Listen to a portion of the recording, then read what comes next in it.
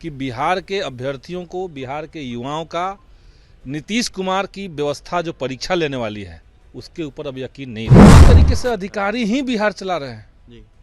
कोई मंत्री की बात कोई नहीं सुन रहा है। मंत्री क्या चाहते हैं इससे कहीं कुछ तय नहीं हो रहा है जी। शिक्षा मंत्री कह देंगे उससे वो लागू नहीं हो जाएगा। जितने टीचर्स हैं, वो चाहे बीपीएससी की हो, वो चाहे पहले के शिक्षक हों, उनको अगर कोई स्थानांतरण चाहिए तो आप केवल उनसे लीजिए और कोशिश कीजिए कि 5 किलोमीटर से लेकर के 30 किलोमीटर के बीच में सारे टीचर्स को एडजस्ट किया जाए। पर कार्रवाई होनी चाहिए, एकदम होनी चाहिए, ये तो सबको ही होनी चाहिए। लेकिन आरोपियों की शिनाख्त आप कैसे करेंगे, कैसे पहचानेंगे कौन आरोपी?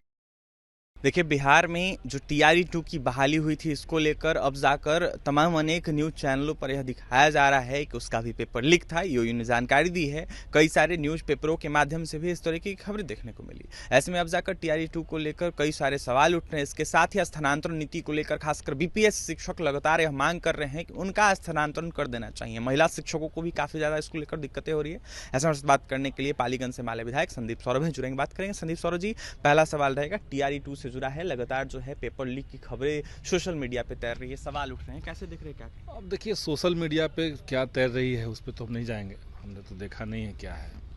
लेकिन अगर कोई इस तरह की बात आती है तो सरकार को जांच करनी चाहिए और परीक्षा कैसे साफ सुथरे तरीके से, पारदर्शी तरीके से हो, इसके लिए हमने कई बार मुद्दा उठाया है। परीक्षा में जब आप विज्ञापन लाते हैं उसको फॉलो अंत तक किया जाए, एक समय सीमा के भीतर परीक्षा की सारी प्रक्रियाएं पूरी की जाए। जो प्राइवेट एजेंसियों को परीक्षा देने का जो ठेका आजकल दिया जा रहा है, उस पूरे सिस्टम को बदला जाए, ये भी ज़रूरी है। और पारदर्शिता से हमारा मतलब है कि आप कट ऑफ अनाउंस कीजिए, किस बच्चे को, किस अभ्यर्थी को कितना मार्क्स आ रहा है ये अनाउंस कीजिए, और किस कैटेगरी का कितना हाईएस्ट मार्क्स जा रहा है, ये सब चीज़ पारदर्शी बना दीजिए। ये जब तक नहीं होगा तब तक आप फेयर तरीके से परीक्षा नहीं ले सकते हैं। और बिहार के साथ संकट क्या है कि बिहार के अभ्यर्थियों को, बिहार के युवाओं का नीतीश कुमार की व्यवस्था जो परीक्षा लेने वाली है उसके ऊपर अब यकीन नहीं रहा। वो TRE-1 में देखिएगा, TRE-2 में देखिएगा, TRE-3 में देखिएगा, जो अभी जस्ट आ रहा है, तो सभी जगह पे कुछ ना कुछ गड़बड़ी है। लेकिन उसको एड्रेस करने के लिए सरकार के पास कोई मैकेनिज्म नहीं है, ना कोई विल पावर है। तो हम लोग तो कह रहे हैं कि गलत है ये, इसको, इसमें जांच हो, इसमें ठीक बेहतर किया जाए। अधिकारियों की भी खबरें आ रही है, कहा जा रहा है उनकी मिली भगत पूरी तरीके से अधिकारी ही बिहार चला रहे हैं जी। कोई मंत्री की बात कोई नहीं सुन रहा है। मंत्री क्या चाहते हैं इससे कहीं कुछ तय नहीं हो रहा है जी। शिक्षा मंत्री कह देंगे उससे वो लागू नहीं हो जाएगा। इसी सदन में मुख्यमंत्री ने 3 बार घोषणा कर दी, क्या फर्क पड़ गया? स्कूल 10 से 4 करने के लिए तैयार नहीं हुए अधिकारी, तो नहीं हुए। तो सारी जो व्यवस्था है, परीक्षा प्रणाली है, बहालियों का जो पूरा सिस्टम है, वो अधिकारियों की जेब में है। वो चाहेंगे तो परीक्षा को, ट्रेन लेट होने की वजह से परीक्षा में लेट करवा देंगे, उनकी मर्जी है। तो यही नीतीश सरकार का, यही सबसे बड़ा आज के समय में बिहार को पीछे धकेलने वाला ये एक तरह का अप्रोच है। आरोपियों पर कार्रवाई होनी चाहिए, एकदम होनी चाहिए, ये तो सबको ही होनी चाहिए। लेकिन आरोपियों की शिनाख्त आप कैसे करेंगे, कैसे पहचानेंगे कौन आरोपी है जी। तो इसके लिए ढंग से बेहतर तरीके से जांच हो।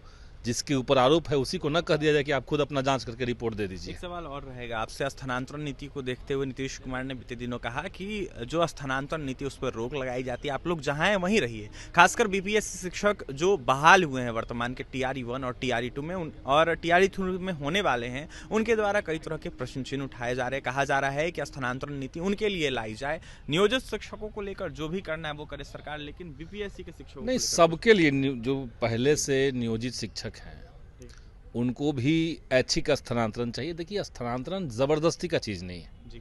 और खास करके शिक्षकों के मामले में।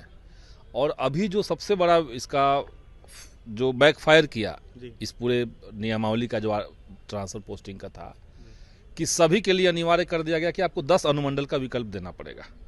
अब जिसको BSEB ने अलॉट जिला कर दिया है, वहाँ पे उसकी डॉक्यूमेंट वेरिफिकेशन हो चुकी है। बिल्कुल। अब आप उसको कह रहे हैं कि आप 10 को अनुमंडल दीजिए। बिहार के किसी जिले में 10 अनुमंडल तो है नहीं जी। तो आप असल में स्थानांतरण को लेकर के जो शिक्षक अपने अधिकार की मांग कर रहे थे, अब आप उसी स्थानांतरण के माध्यम से उनको टॉर्चर कर रहे हैं। एक टीचर को आप जिला बदर करने की तैयारी कर रहे हैं। और यहाँ का टीचर को हम 300 किलोमीटर दूर भेज देंगे, इससे शिक्षा का कुछ बेहतर ही नहीं होना है, नुकसान ही होना है। ये बेसिक बात सरकार नहीं समझ रही है। तो ज़बरदस्ती का चीज़ छोड़ा जाए। जितने टीचर्स हैं, वो चाहे बीपीएससी की हो, वो चाहे पहले के शिक्षक हों, उनको अगर कोई स्थानांतरण चाहिए तो आप केवल उनसे लीजिए और कोशिश कीजिए कि 5 किलोमीटर से लेकर के 30 किलोमीटर के बीच में सारे टीचर्स को एडजस्ट किया जाए। नहीं तो उसको बढ़ा करके 40 ले जाइए, 50 ले जाइए, लेकिन 200-300 किलोमीटर का नौकरी दीजिएगा तो आपका स्कूल में बेहतर पढ़ाई नहीं हो सकती, सवाल ही नहीं उठता है। कोई टीचर 4 घंटा जाएगा, 4 घंटा आएगा तो बचा हुआ समय में स्कूल में क्या पढ़ाएगा? नहीं पढ़ाएगा।